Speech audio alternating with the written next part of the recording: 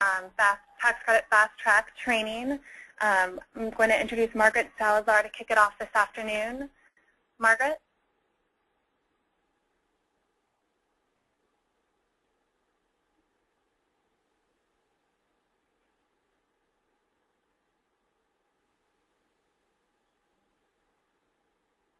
You should be under staff.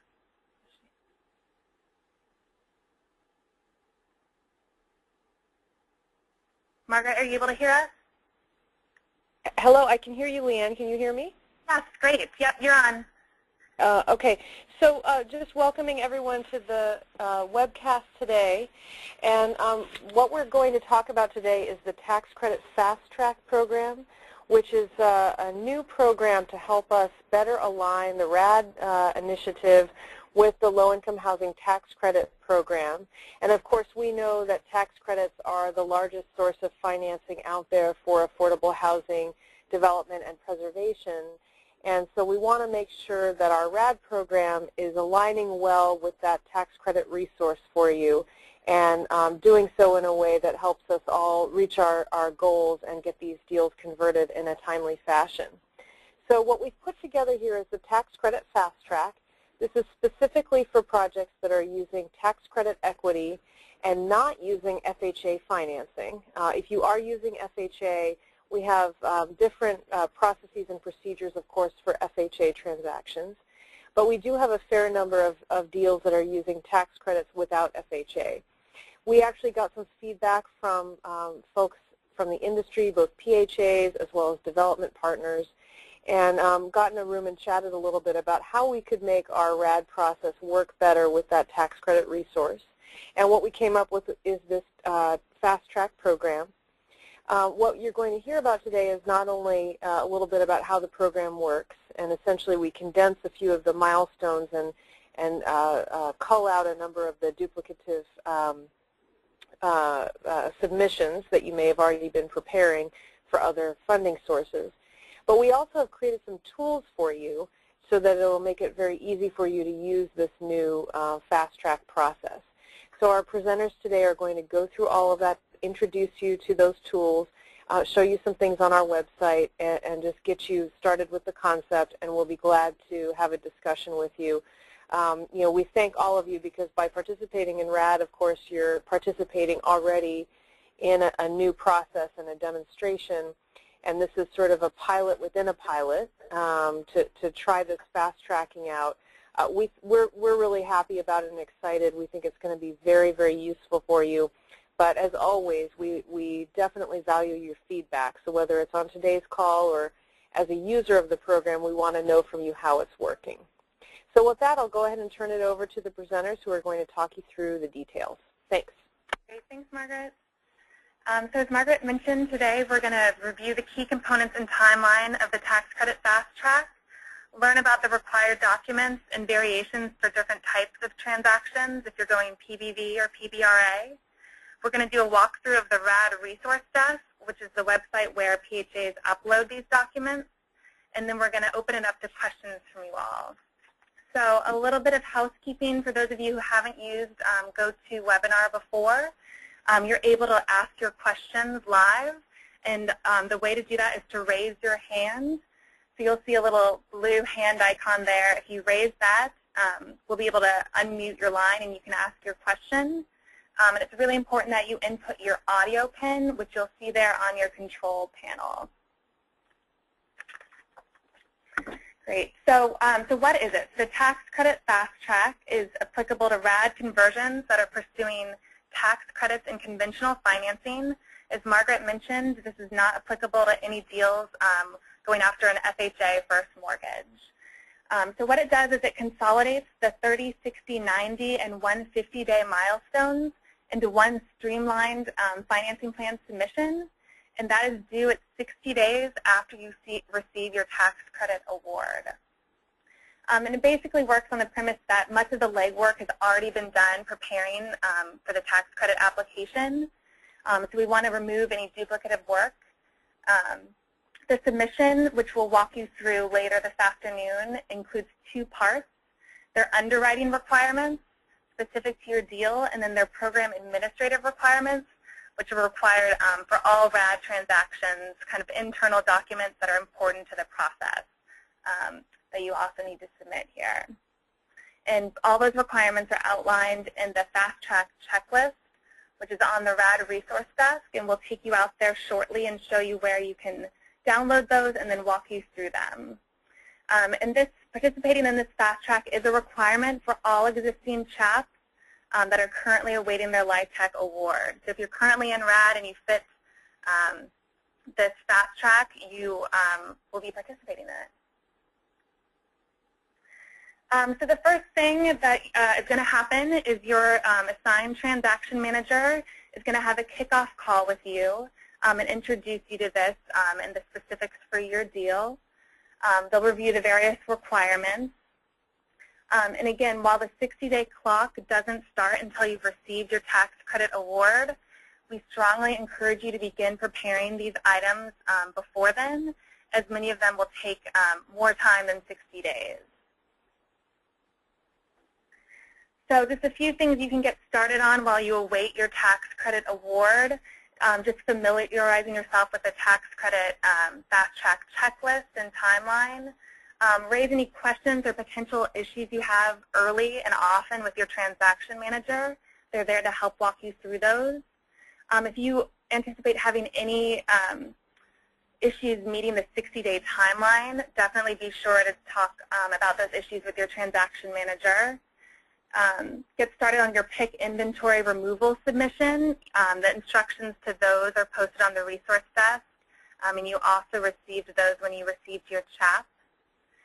If you're converting to PBRA, there's a PBRA quick reference guide posted on the resource desk, so you can start getting familiar with the multifamily housing requirements that you'll need to be very well educated on after closing, since you'll be operating in the multifamily housing world. Beginning the 2530 process, again, if you're PBRA. Looking through the RAD relocation and accessibility checklist and the recently released RAD relocation requirement notice. Begin the process for amending your FHA annual plan. It requires 45 days of resident notice, so you definitely want to start on that before the 60-day clock starts. And then start thinking about some of the third-party reports and reviews, like your environmental review, and getting started on that. So the submission timeline and review expectations. So as we mentioned, the Fast Track financing plan must be uploaded to the RAD resource desk within 60 days of receiving your tax credits. We'll allow one 60-day extension for the underwriting requirements only. The program requirements cannot be extended, so those all need to be submitted in 60 days. Once you submit your complete package to your transaction manager, they're going to complete their review in 30 days, and then they'll send you an email letting you know that your review is complete, or they'll shoot you a note with any questions or issues they ran into. So then once all those items have been resolved with your transaction manager will prepare to issue a RAD conversion commitment, and that begins the closing process. So do we want to pause for some questions?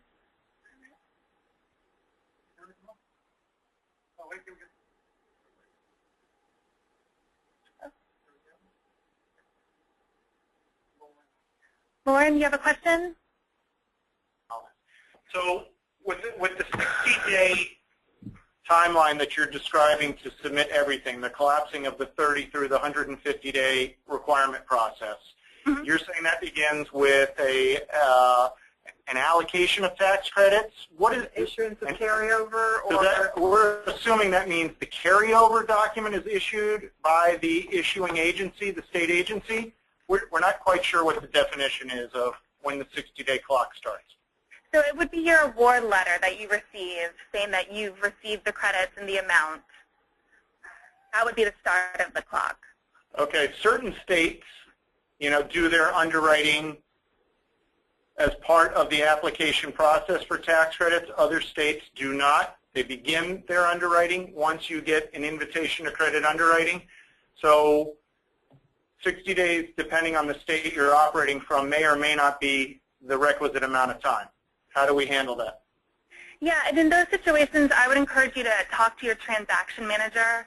So if you are working in a state that has kind of a more challenging deadline or difficulties, your transaction manager would be the person to talk about those issues with, and then the two of you can work together to set the appropriate timing expectations.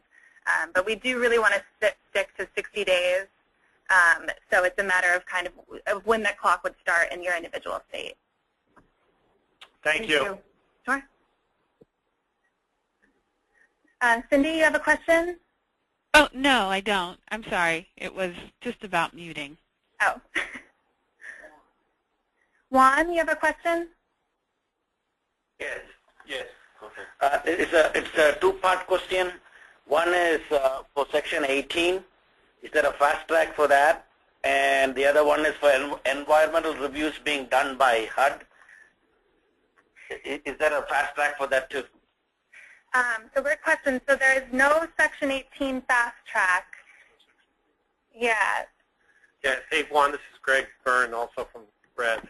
So remember, this is a RAD transaction, not a normal demo dispo.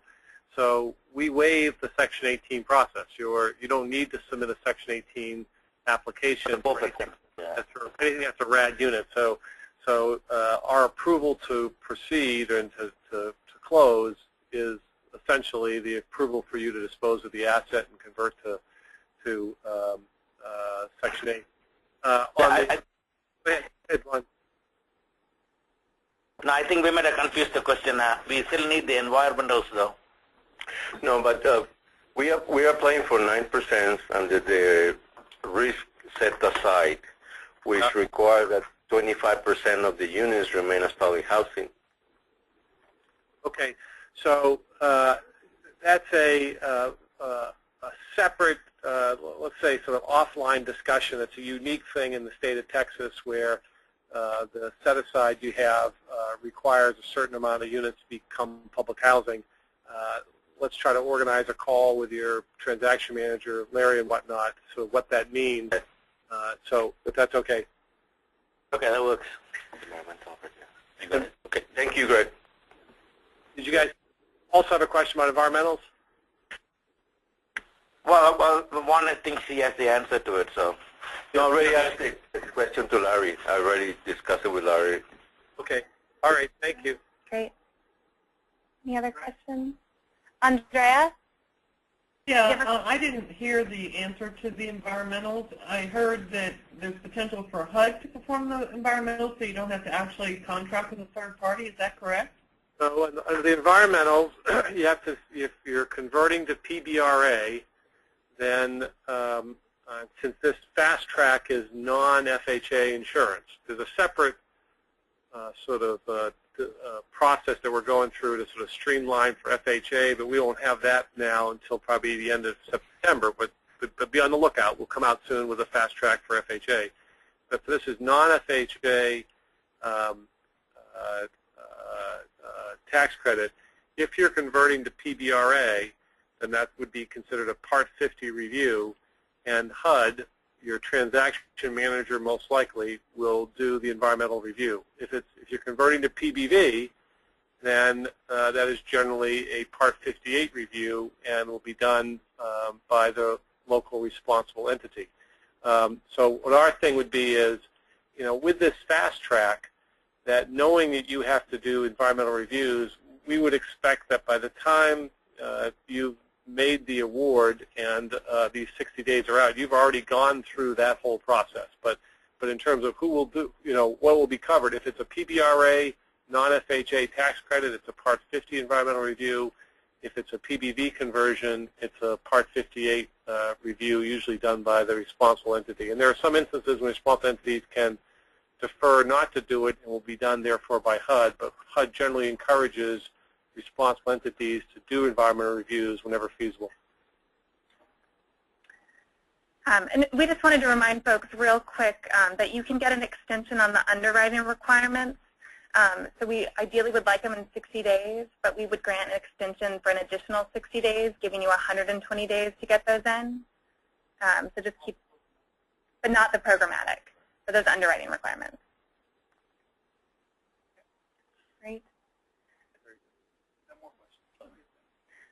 Okay, and then just a few important reminders that even within this tax credit fast track, our current rules apply. So if you fail to apply for tax credits, or if you apply and do not receive tax credits, you have 90 days to kind of come up with a Plan B financing plan. So those rules remain in effect even in this tax credit fast track. So now we're going to jump out to the RAD resource desk, and I'm going to show you where you can find all the fast track related documents, and then we're going to walk through them. So this is the homepage of the RAD resource desk that hopefully most of you are pretty familiar with at this stage. You'll see under additional resources, there's a link there for fast track. So if you click into there, you'll see we've got a checklist for PHAs and then a conversion overview template. So we're going to go ahead and open the checklist, and this outlines all the documents that you need for your fast track submission.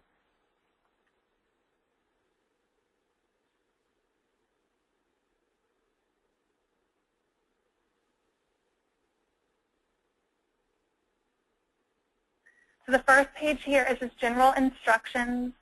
It reminds you that the checklist is divided into two sections, which we'll walk through: the underwriting requirements and the program requirements. It talks about that you can request an additional 60 days for the underwriting, but not the program. So you should use this checklist as your guide as you're putting together your package.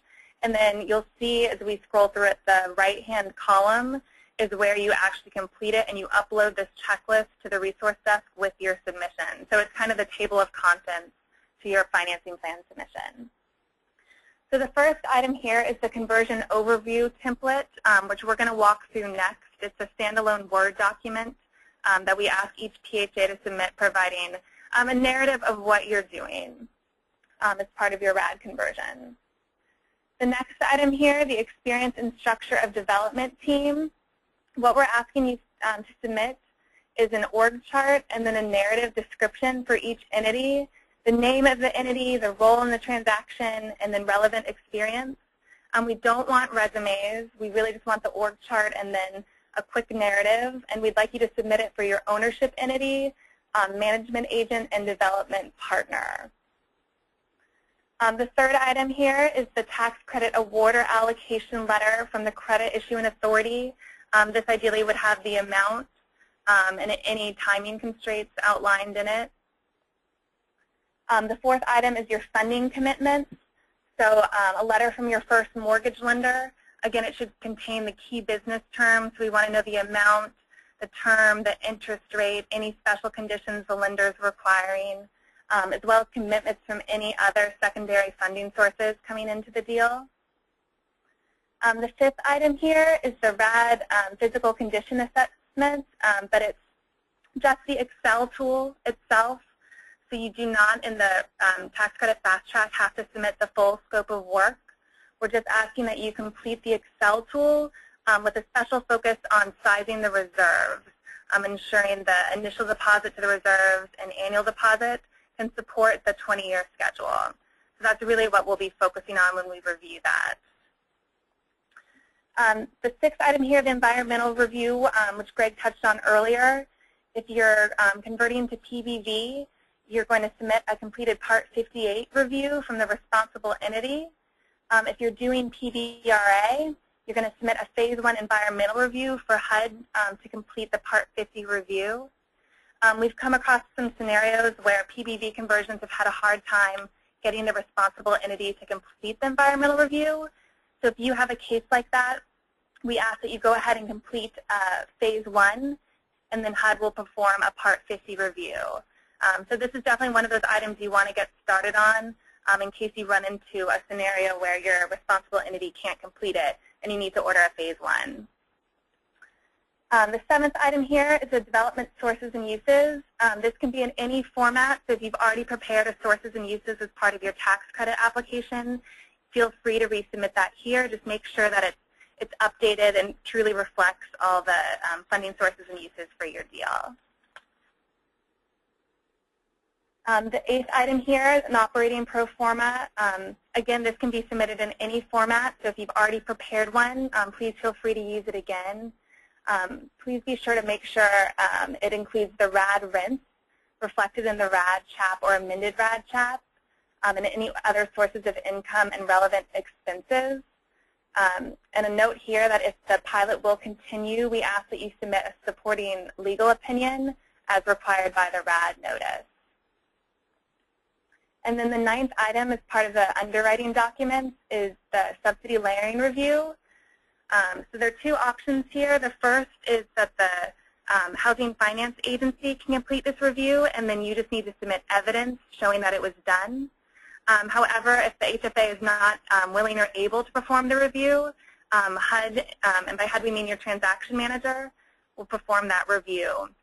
So here on the right side, you would just check either evidence that you're submitting evidence that the HFA performed the review, or at the bottom you would say you're basically requesting your transaction manager to perform that review. So those are all the underwriting requirements. Part 2 of the checklist is the administrative program requirements. Again, these are due in 60 days, no extensions on these. The first is the screenshot showing evidence of initial PIC inventory removal. This is very important to the internal process. There are instructions on the resource desk, and your transaction manager can also walk you through those steps. The second item here, item 11, is your significant amendment to the FHA annual plan. So you need to submit either evidence of submission or approval of your plan. The 12th item here, the RAD accessibility and relocation checklist. This needs to be completed by all transactions. Even if you aren't doing relocation, there's still questions on that first page that apply to you. 13 is only applicable to PBRA conversions. You need to have evidence that the apps and 2530 submissions have been completed. And there's a really helpful 2530 matrix on the RAD resource desk that walks you through who and what entities need to submit 2530s. And again, your transaction manager would be a great resource to go to if you have questions. And then number 14 is evidence of Section 18 approval. If your RAD conversion involves Section 18 approval, you just need to submit evidence that HUD has approved this. And that should be very rare where you might see a mix of the Section 18 and RAD, but in case there is, include it. And we'll take a quick pause for some questions. John, you have a question? John Harmon? No? Laura, do you have a question? Yeah, could you just explain to us what Section 18 is in brief? We're a little confused by that. Yeah, sorry. Section 18 is Section 18 of the Housing Act of 1937. It's the part of the Act governing public housing demolitions and dispositions. So 95% of all RAD transactions won't be needing to worry about that because you're exempt from it. But sometimes some people have some complicated sites where some part of the site is going through RAD and the other part of the site might be going through traditional demolition disposition. So it's only if you're doing that. Usually in almost all cases, a RAD transaction does not involve a Section 18. Does that answer your question? Yes, thank you. Great. Brian Gage?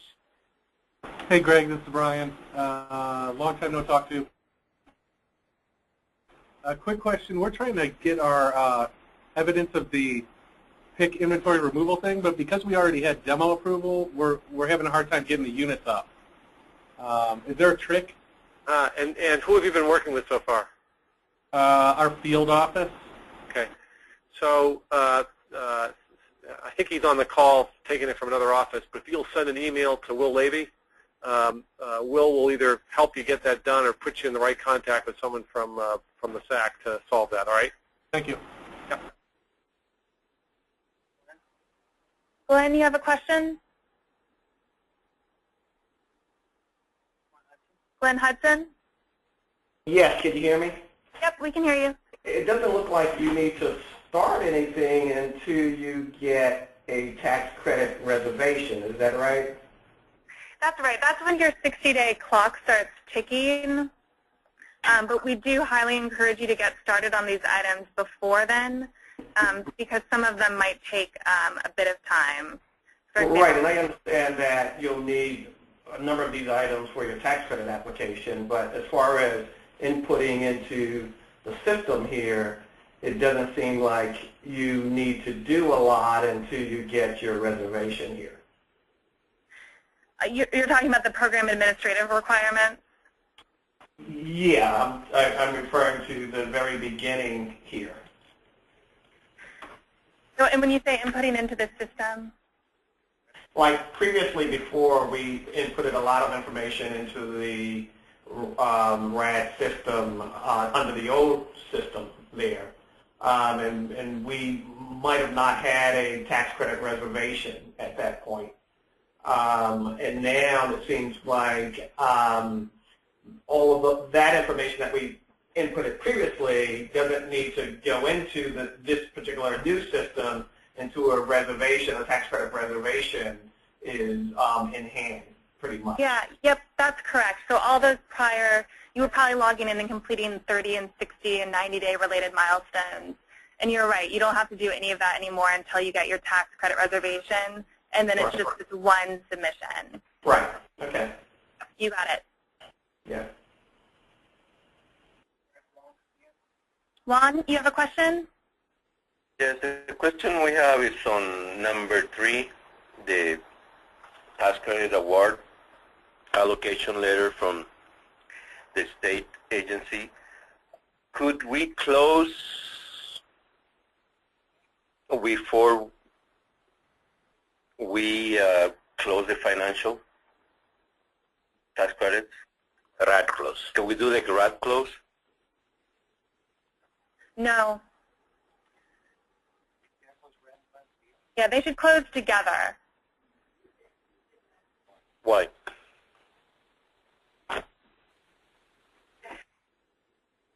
Yeah, I mean, typically the financing should close when the RAD conversion converts.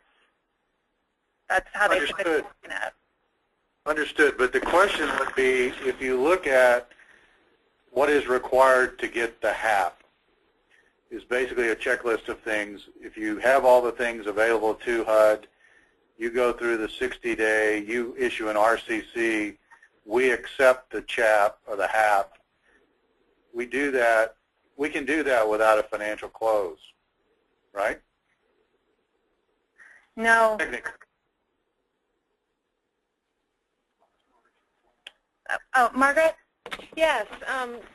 Let me try to handle that one.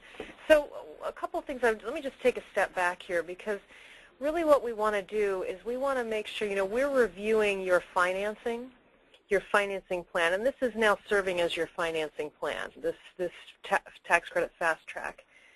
The idea is we want to make sure that all the funding is in place before we will enter into the HAP contract and convert the project.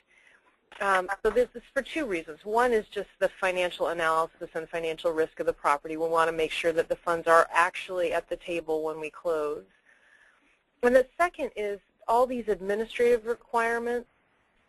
These are also HUD risk items. We want to make sure that all the housekeeping items have been taken care of, because we can tell you now from experience of closing 49 transactions that there's a lot of detail. Someone asked about PIC. Those are just some of the examples. We need this all to line up, and the transaction needs to occur at the same time. We can't have you putting new financing on what is still a public housing project, and then maybe something falls through and we never convert, or vice versa. These are really all in tandem, because really the point of RAD is we're looking holistically at the transaction. So it is critical that these things are aligned. Yeah, well, understand that concept, but assuming that we give you a financing plan that you can agree to, right? And you go through the RCC and basically you said, okay, the financing plan is fine. So what we would then need to do, then you give us basically 120 days to complete the financing. You've essentially said everything is in place. Now we got to get to a close for everything to be finished, but why wouldn't, I mean, you give draft approval on any number of things, so why wouldn't giving the HAP as a conditional upon final financing be appropriate? So that's essentially what the RCC is. So maybe we're talking past each other. It sounds probably like so. It sounds like maybe what you should do is talk with your transaction manager specifically about what you're intending to do and the timing of how you see this all lining up, and they can help you work it out. Because the concept is we issue a RAD conversion commitment, but that's not the same as actually converting. And so that conversion commitment may have some conditions in it that need to be met before we will actually execute the HAP contract. So I think in terms of the detail of how these pieces fit together and how you get to that alignment of dates, it probably makes sense to talk to your transaction manager in detail.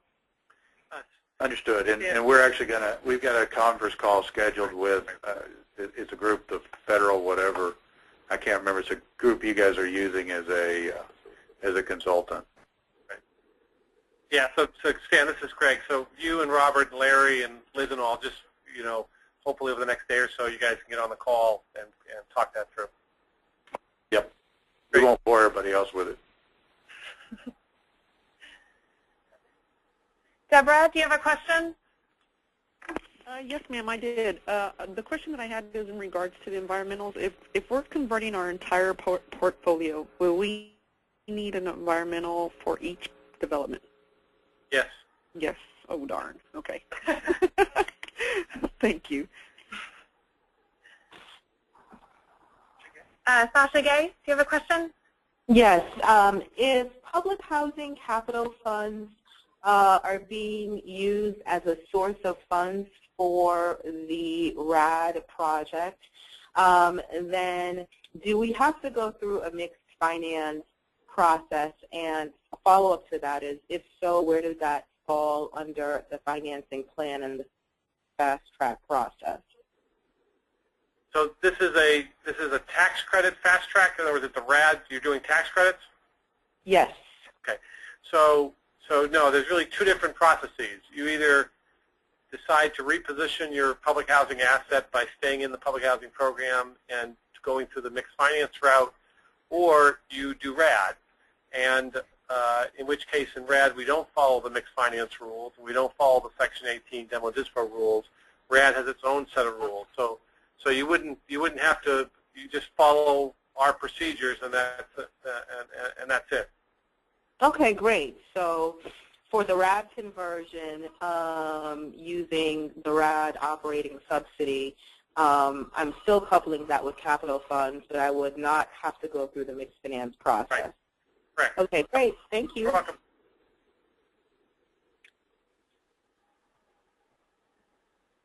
Okay, great. One more. Okay, so now we are going to jump back onto the resource desk, and we're going to pull up the RAD conversion overview template. So again, this is number 1 on the checklist, and it'll be part of your fast track submission. So it's just a simple Word document, and basically we're asking you to tell your RAD transaction manager and the RAD team at HUD about your proposed conversion. So kind of the last time we heard from you was at the application stage where you outlined your plans, and so we're kind of asking you to give us more details. Tell us what you're really doing. The transaction manager should be able to read this document and have a very clear understanding of your timing, of your proposed construction and rehab, unit reconfigurations, any relocation, your deal structure. This is also where you would highlight any potential flags or challenges that you anticipate or have already run into. So the top half here is just some basic information, name, PIC number, units, if you're doing PBV, PBRA, new ownership entity. We have a question here about your existing debt or any loans on the property. So if you're an existing mixed finance deal and have a current first mortgage, we'd want to know about that. Also, if you've participated in any energy performance contracting, capital fund finance program, we're going to ask you to kind of explain that in detail, how those are going to be either paid off or worked through as part of your RAD conversion. We're going to want to know the estimated rehab and construction period. Again, here we ask about the Section 18 approval. As Greg mentioned, that would be relatively rare, but if you are pursuing that as part of your RAD conversion, we're going to need to know that you have approval, or if you're waiting for approval, kind of what the status is. If your tax credits come with any hard closing deadlines, that's really important for us to know so we can come up with a realistic time frame to ensure those are met.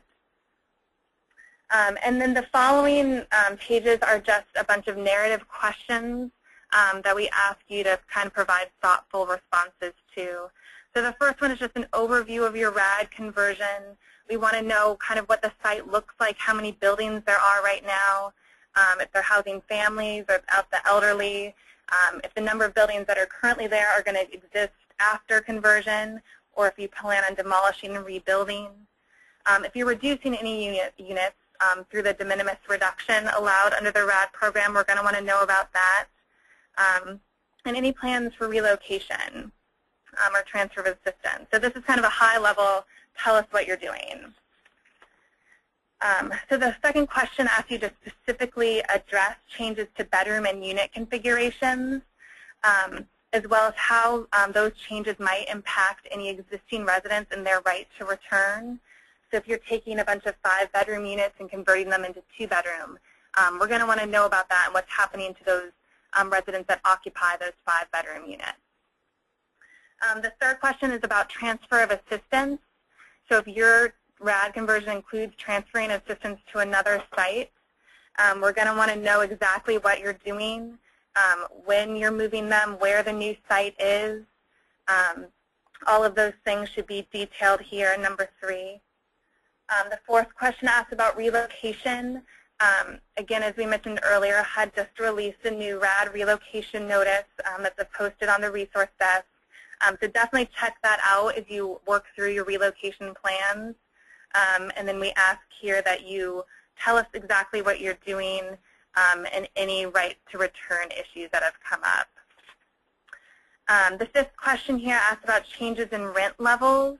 So if you're using rent bundling, if you're reconfiguring utilities from tenant paid to owner paid or vice versa, if you have 2 different types of 1-bedrooms on your sites and are proposing 2 different rents, or if you're requesting TPVs through any Section 18 activities, we're going to want to know all about those issues, and we ask that you detail them here.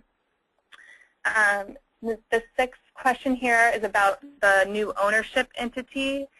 Especially with tax credit deals, these ownership structures can get very complicated. So we ask that you detail who the new ownership entity is, the tax-exempt status of the general partner, if you've created a single asset entity, and who's administering the PBVs to the property if you're converting to PBV. And then the final question here, number 7, is if you're requesting any waivers of the RAD program, and then highlighting just any other key issues that the RAD team and your transaction manager needs to be aware of in order to fully understand your RAD conversion. So that's the narrative, and again, it should be submitted as item number 1 with your financing plan fast track package. So we'll pause and take a couple questions. I see some hands raised. Joel, you have a question? Yeah, on the question of the tax-exempt status of the general partner, is that a requirement? Can you hear me? Yes. Yes, that is a requirement. So the general partner must be a tax-exempt entity? No, just the status. What are they or aren't they? Yeah, it's just whether they are or they aren't. Whether they are or they aren't. It's no requirement that they be a tax-exempt entity. Right. Okay, my heart stopped. Thank you. Mm-hmm. Charles, you have a question? Yeah, I have 2 questions. One, if the housing authority is selling to a subsidiary, do you have to go through the HUD approval for an acquisition? an appraisal and get the appraised value and all that stuff. Do you have to do that if you're selling from the housing authority to a housing authority subsidiary? No, if that is happening as part of the RAD conversion, you do not. If you're proposing to change any ownership structures after RAD closing, that would have to go through multiple layers of HUD approval. But prior to, we just ask that you, again, detail what you're proposing in this memo. And then your transaction manager will work with you to make sure the new ownership structure fits within the confines of the RAD notice. But there's no separate approval process. Okay, and then I have another question on the bedroom unit types or use. So if we're demolishing some family units and putting a senior development there, we would tell you that either the residents are temporarily relocated in order for us to wait till we do a future family RAD phase, because it's a multi-phase RAD application, or the individuals have chosen voluntary permanent relocation.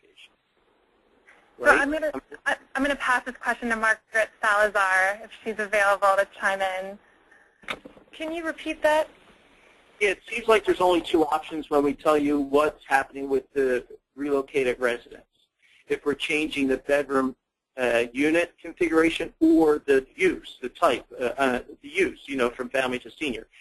So if we have a multi-phase RAD approval for one site, and we're going to build a senior unit and we demolish family units, we'll just say that we've temporarily relocated families that will be moved into future RAD phases, or that family has chosen to do a voluntary permanent relocation. Right? Have you all had a chance to read through the new relocation guidance that we just put out? Yeah, I just read it yesterday. Okay, so there's a lot in there to unpack, and we are going to have a training kind of like this one on that notice because it's very detailed, and I don't want to speak out of school by giving you guidance on your particular question without having our program experts on relocation in the room. So if you can just hold that one, I promise you that guidance is coming and we'll field your questions. Okay, thank you. Thanks. Deborah, do you have a question? Deborah Sherritt? Yes, ma'am, I do have two questions, actually. Same question, again, if we're converting our whole portfolio, do we have to submit a conversion overview for each property? Yes. Yes? Yep. We want to know about each individual deal and what's going on. Yep. Okay. Okay. So if we're converting like half and half, do I submit two conversion overviews, or what's going on with each property, I guess? So it would be one per chap. So if you have 5 different chaps for your entire portfolio, okay, you would need to submit 5 fast-track financing plans, which would be 5 of these overviews. So one per chap, basically, is what you're saying. Okay. Exactly. Yep. Okay. And then my other question is, in regards to the TPVs, the tenant protection vouchers, does the PHA have to request that, or is that something? I guess I'm trying to understand, I just had a big ordeal about this TPVs and trying to understand what exactly they are. But can you request TPVs if you're doing RAD? No, so that would be unique to the Section 18 process. So if your RAD conversion involves a Section 18 demo dispo, you would potentially get TPVs through that process. And as Greg mentioned, that's very rare under the first component of RAD. Okay, I got it. Involves demo dispo. That's exactly what I understood the TPVs were for. Okay, got it. Thank you so much. Lauren, you have a question?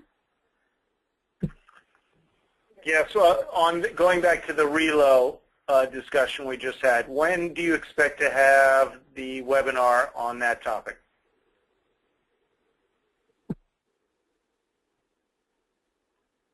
That will be within the next 2 weeks.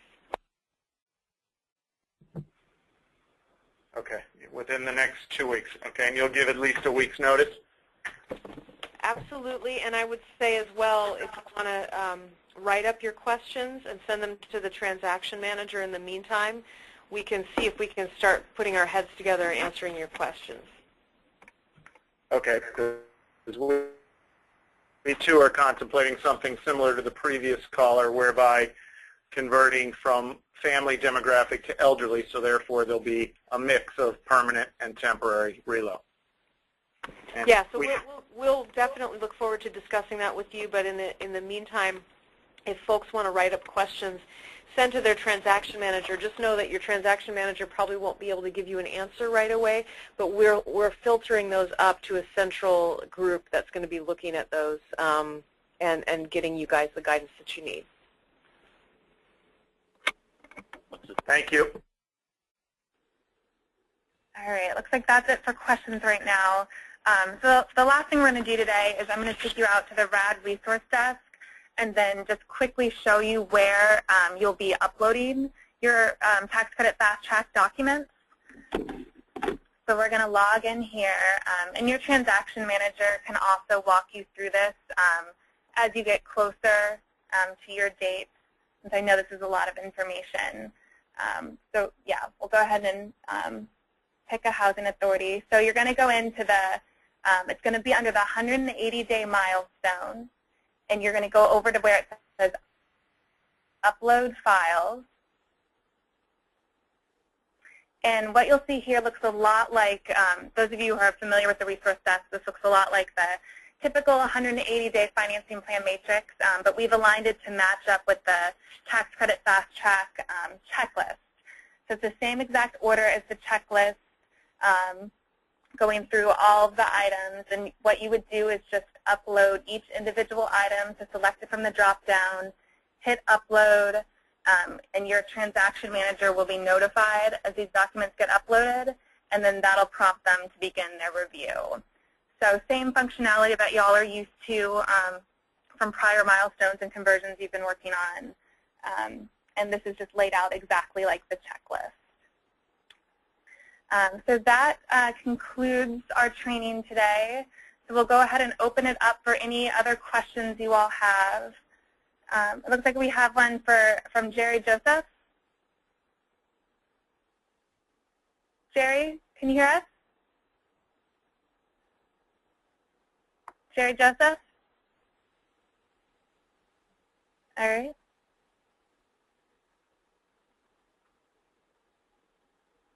Just looking for more questions. Looks like Ron Law, do you have a question? Yes. This is Ron Law. Actually, this question is a little bit off topic. Can we talk about general RAD questions? Sure. Okay. First question, what has become of the conditional chaps that we heard about at the beginning of the year? So are you referring to RAD conversions on the wait list? We're talking about people that were in line after the unit cap was full, and there was an announcement that HUD would be issuing conditional chaps, or chaps conditioned on the unit cap being lifted. Sure. Margaret, if you're still on, would you want to respond to that? Sure, I can take that one, and Greg, if Greg Byrne is on, he can add to my comments. So we are currently finishing up our reviews of applications that are essentially on the RAD waiting list that are above the 60,000 unit cap. Our intent is to provide conditional letters to PHAs that have met the requirements of the application, letting you know that it's essentially a conditional approval, of course, pending Congress lifting or eliminating the cap, which we are still hoping will occur. We think that those letters will start to go out very soon. I would say probably within the next couple of weeks. And the one thing I do want to sort of set some expectations for is that we probably won't send them all out on the same day. As you can imagine, I think we have about 700 deals that are waiting for these letters, and it's a lot for us to get out the door in one day. So you may see these come out in waves, and we'll put this on our RAD blast as well, but just so that folks on this call know, If you don't get a letter and your friend at another FHA gets a letter, that doesn't mean that you won't be getting one. It's just that we'll probably send them out in waves. Okay. The other question that I have, it comes out of a conversation that I had with Will Levy some months ago. We were talking about PHAs that do not have a voucher program that convert their entire inventory under RAD. And my conversation with Will was specifically about the PVV case, and what he told me at the time was essentially the Public Housing Authority ceases to be a public housing authority as far as HUD is concerned. Does that essentially mean that they don't have an ACC contract? Is that? I think we're working on something called a public housing closeout guide that would help people understand what you need to know in those circumstances. And Greg, by any chance, is Greg still there? He's not, Margaret. Okay. So I can't answer the details for you about exactly what that looks like. What I can tell you is we are working on a guide that would help you understand exactly what you need to do if you're fully moving out of the public housing world. And that is forthcoming. But if you have some specific questions, you can post those to the resource desk, and we'll try to get you a response. All right. Just a slight extension of that, is it essentially the same situation for PBRA? I mean, suppose a housing authority retains ownership of the property but converts it to Section 8 PBRA. Is that also going to trigger a public housing closeout, or are they still considered a public housing authority in that situation? I believe it would be a closeout, and I think that's exactly what we need to parse out in the guidance that we're putting together. You know, knowing that the entity is still there, but for all intents and purposes, if there's not an ACC contract, then it's no longer administered by the Office of Public and Indian Housing. Okay, thanks. Robert Davenport, do you have a question? Yes. This non-FHA LIHTC Fast Track, does it apply to both 4% and 9%, or just 9%? Yes, both 4% and 9%. Thank you. Yep. Glenn Hudson? You guys, hello? Hi, we can hear you. Okay. I know that you guys were working to soften up a little bit the RAD use agreement for allowing state housing finance agencies to get a little bit more comfortable with that. Are those changes out already? I can take this one. Can you hear me? Yes. Okay, great. So we actually just put out last week a new rider to the use agreement specifically to address the concerns of tax credit investors who we heard from about some of the language in the use agreement that was causing them concern. So that is now up on the resource desk, and it went live last week. Okay. All right. No, that sounds good. I just hope that state housing finance agencies can get comfortable with it as well. I think that this should address the concerns. I mean, most of what we've heard was from the investor side, not from the HFAs. But I'm sure if they're not comfortable with what we put up there, we will hear from them very soon. Yeah, well, we've been preaching that with Greg about Virginia and the State Housing Finance Agency and them not being comfortable with the language in the RAD use agreement. And I know that has floated up to you guys as well. And so I hope that that was incorporated into the rider that you've made changes to as well. We'll take a look. I think we got a lot of feedback on those riders, so I'm hopeful that we address those issues. Sure. All right. Thank you. Yeah, and both those riders are posted on the resource desk under the contracts and closing documents section if you want to take a look. Eric Novak? Hi. I wanted to get a sense of what a fast-track non-FHA closing will look like in terms of presumably you're submitting the conversion overview and the submission checklist. You your transaction manager is working to draft the RCC, and at what point are you engaging?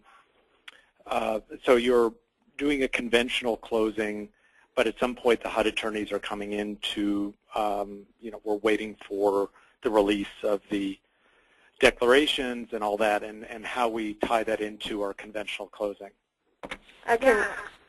Oh, go ahead, Margaret. Yeah, I can try to field this, and then Leanne, please feel free to add on. So what we tried to do with this process that we described for you today is we haven't changed anything in the closing process, and the closing process is really the stage that gets kicked off when the RCC is issued. From the time the RCC is issued to the time of the actual closing of the financing and the concurrent execution of the HAP contract. So what we tried to do is, we have some pretty robust tools in terms of closing checklists. We didn't want to sort of monkey with those here. We just wanted to deal with the financing plan. So we're working a little bit upstream. So the closing would look just like any other RAD closing, which I know is still a new process for a lot of folks. You'll have a closing coordinator assigned to your transaction who picks it up and really has the specialized knowledge to make sure that all those closing requirements on the checklist are being met. A closing HUD attorney is assigned at that point as well, and our staff works very closely with that HUD attorney to make sure that all of these requirements are met. I believe that there's some training tools on the closing process as well on the RAD resource desk. And Leanne, you'd probably know better than I would what's up there, but I know that there are checklists, and I believe that we also have PowerPoints and other tools that walk you through that process. Yeah, definitely. There's a RAD closing checklist for PBV and one for PBRA. And there's also a closing webinar that was designed to kind of walk PHAs through the process. So if you click on webinars, you'll see that posted, which would be helpful as well. Thank you. Thanks. Eva Johnson? Yes, thank you. I have a question actually that has to do with this webinar. I found those first few pages, slides, or whatever, if you will, to be very helpful. Are they also available on the resource desk, or are they? Yeah, we'll post the slides, and also we are recording this webinar. So we'll post the recording as well, so you'll have access to both of those. The slides will post either later today or tomorrow morning, and then the webinar should be up in about 1 to 2 weeks. Okay, thanks. You're welcome. Let's see if there are any other questions. Joel Silver? Hi, I kind of lost you on the last checklist. The last thing that you showed looked like a checklist for the financing plan submission that you, and I think I just want to, what confused me about it was the due date of August 18th at the top. Oh, sure. So we just logged into a sample deal. Okay. So every transaction is going to have its own due date, which your transaction manager will set, and generally will be 60 days from when you get your tax credit award. Okay, that's fine. Yeah. So that August date was just unique to that specific deal. And then earlier when you were talking about the conversion overview to the transaction manager, I wasn't clear when that should be submitted, which sounds like it was a little bit more detailed than the initial application. Yeah, so the conversion overview is part of your fast track submission. So if we pull up, Robert, do you want to pull up the fast track checklist? So it's item 1 on the fast track checklist. Okay. Pull it up real quick. I just lost track of it. I apologize. Yeah, no, it's a new process, so there are a lot of new documents. So we'll open it here. But yeah, you would complete the conversion overview and submit it along with the rest of your items. So okay, that's clear now. Thank you. Great. Deborah, you have a question? Yes. Where did you all say the PBV checklist was at? You said the go to webinars? Oh, yeah. Are you talking about the closing checklist? Yes. Yeah. So they're on the resource desk. So if we go to the resource desk homepage, which we've got pulled up here on the screen, there's a contracts and closing documents link. Okay. There it is. From there, this gives you everything in the closing world. Okay. So towards the bottom, you'll see there's like the RAD use agreement, RAD conversion commitment, and then there's RAD closing overview and checklist. There's one for PBV and one for PBRA. Okay. So that's where you can find them, and they outline all the documents you need to submit with your closing package. Okay. Thank you. Sure. Eva Johnson? Do you have a question, Eva? No, sorry, I didn't lower my hand. Oh, no problem. David Bennett? Yes, Margaret made reference a moment ago to the riders that were posted on the contracts and closing documents section, and I just pulled those up, and I had emailed a question as to riders relative to lender concerns, and it looks like these two riders are geared more toward the equity investors. I can take that one. So the lender riders are on the way. We got the investor riders completed first, and we didn't want to hold those back. But the lender riders expect to be up within the next few weeks as well. Great. Thank you so much. Patricia Winston?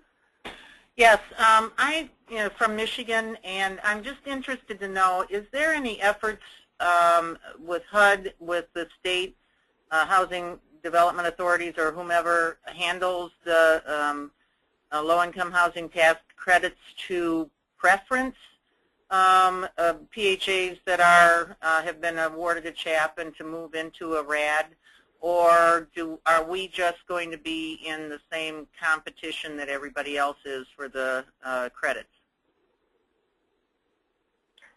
That's a great question. Margaret, I don't know if you're able to speak to that. So can you rephrase that? You were wondering about just competing for credits, right? Competing for tax credits? As we apply in our state for the low-income housing tax credits, there's obviously the other developers out there, the for-profits.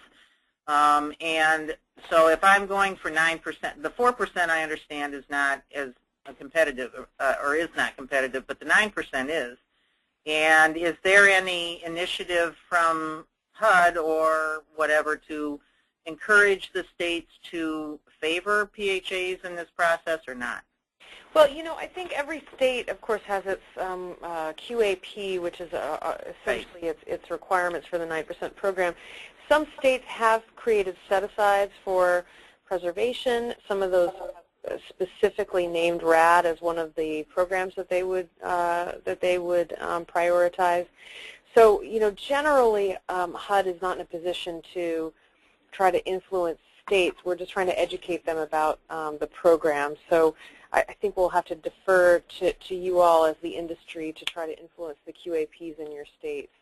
I think as more folks get familiar with RAD and see it working, you'll see more states open to that. Okay. And just, I joined late, and I apologize, but work gets in the way of work.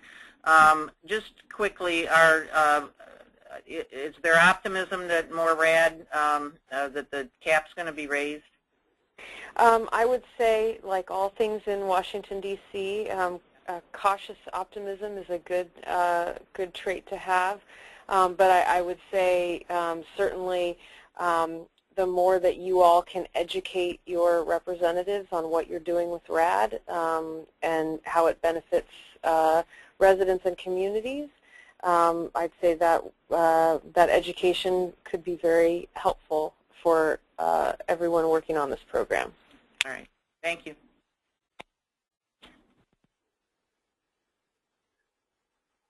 It looks like that's it for questions. So thanks everybody for participating today. Again, we'll be posting the slides to the RAD resource desk as well as the recording. The recording should be up in about 1 to 2 weeks. So thanks again, everyone.